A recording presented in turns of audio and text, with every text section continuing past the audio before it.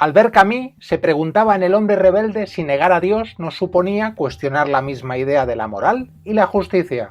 Llegamos así con Stirner y con Nietzsche al nihilismo, a la destrucción de la moral como última faz de Dios.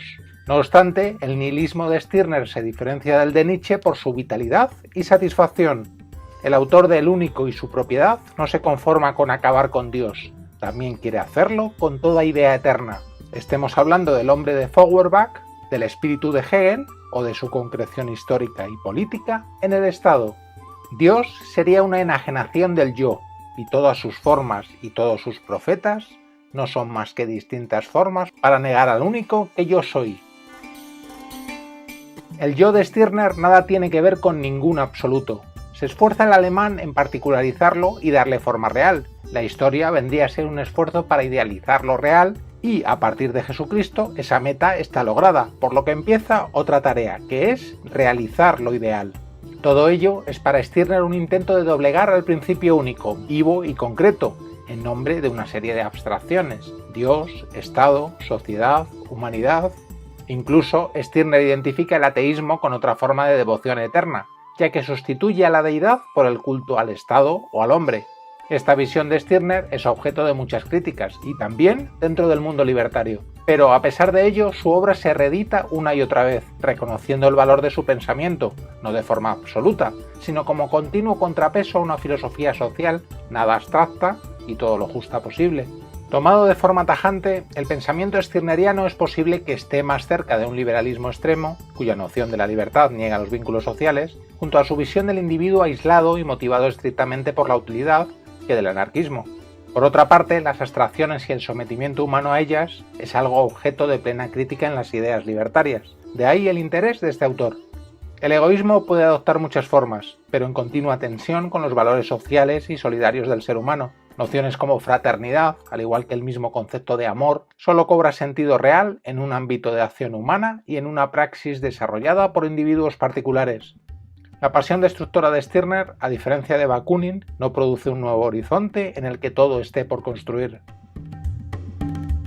Nietzsche, al contrario que Stirner, acepta el ateísmo como constructivo y radical, lo mismo que acepta con todas sus consecuencias el nihilismo y la rebeldía. Su rebeldía parte del Dios ha muerto para revolverse contra todo aquello que tiende a sustituir falsamente a la divinidad fenecida y acabar construyendo una filosofía del Renacimiento. Se suprime a Dios, desde luego, pero para fundar una nueva ética y valores inéditos.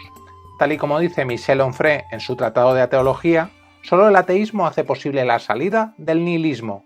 Albert Camus considera que el pensamiento de Nietzsche, como un espíritu libre, pretende destruir todos los valores fundados en ilusiones, siendo culpables de ellos tanto la religión como el socialismo. Una inteligencia lúcida debe superar el nihilismo pasivo gracias a un nihilismo activo. El hombre se libera de Dios y de las ideas morales que han conducido a la resignación y al conformismo. No tiene ya dueño y lo que se encuentra es la soledad en un primer estadio, pero asume ahora todas sus responsabilidades para construir un mundo nuevo. La verdadera emancipación supone aceptar nuevos deberes en un contexto de nuevos valores que representarán a su vez al nuevo hombre. La esperanza no está ya en un terreno sobrenatural. El pensamiento de Nietzsche lleva a la divinización del hombre y del mundo, pero nada que ver ya con lo religioso y sí con un mundo real y tangible.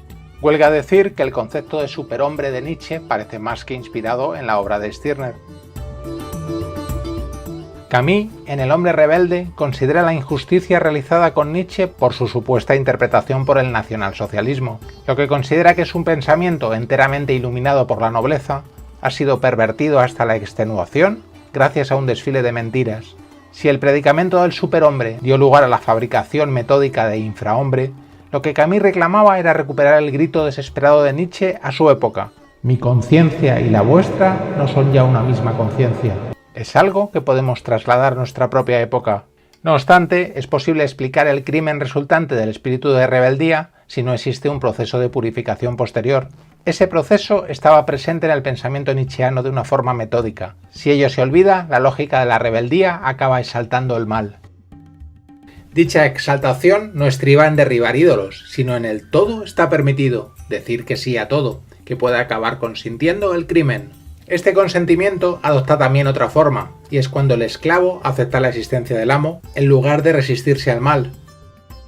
Recapitulando, Nietzsche representa la conciencia más aguda del nihilismo. Gracias a él, el espíritu de rebeldía salta de la simple negación del ideal a la secularización del ideal. La salvación pasa de un terreno sobrenatural a la realidad del mundo. Esta transformación del mundo implica una dirección que tiene que ser ahora humana. Nietzsche confiaba plenamente en la evolución y en el devenir.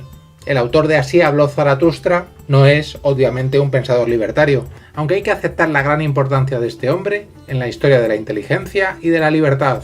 Dentro del proceso positivo, constructivo de su pensamiento, puede haber una lectura libertaria, que a todas luces puede hacerle más justicia que muchas otras que han acabado justificando el crimen y el totalitarismo. Nietzsche, al igual que Stirner, era tremendamente crítico con el socialismo, y la historia les daría la razón entendiendo socialismo solo en sentido autoritario. Lo consideraba una especie de visión religiosa que continuaba confiando en la finalidad de la historia.